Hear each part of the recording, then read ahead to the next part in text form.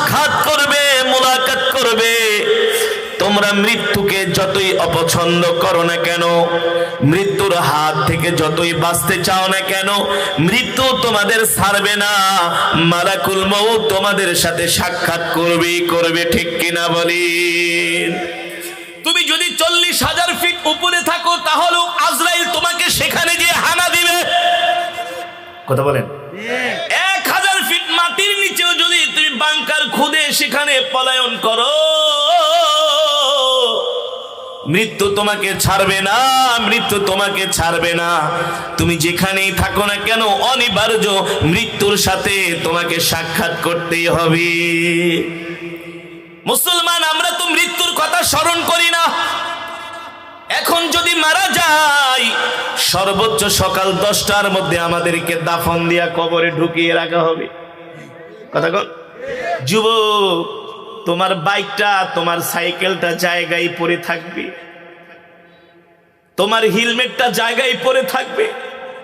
দেখো না যুবক, তোমাদের মতো কত যুবক অল্প বয়সে ইন্তেকাল করে মারা যায়। তোমাদের সামনেই তো দাফন কাফন পরায়া কবরের মধ্যে ঢুকায় দেয়। তোমাদের এই তো বন্ধু বান্ধব, তোমাদের এই তো আত্মীয় স্বজন, ভাই বেরাদার।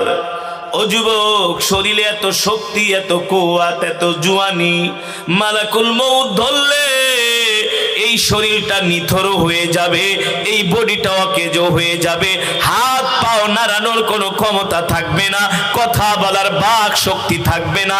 আল্লাহ তাআলা একেবারে তোমাকে আমাকে মাটির সাথে মিশিয়ে দিবে, ঠিক কিনা বলেন? ঠিক না? এখন যেমন আছি, ইন্তেকালের সাথে সাথে মানুষের শরীরের ওজন বেড়ে যায়। কি নির্মম দুনিয়া! কত সুন্দর হাত চলে, পা চলে, কিন্তু জবান বন্ধ হয়ে গেলে পানি খাওয়ার ক্ষমতা থাকবে না, ঠিক কিনা বলেন? এই দেহ থেকে প্রাণ পাখিটা উড়ে যাবে।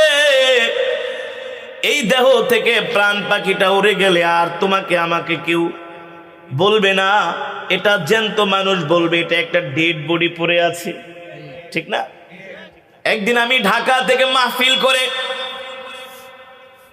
টাঙ্গাইল হয়ে যাচ্ছি, হাইওয়ের পাশে একটা গাড়ি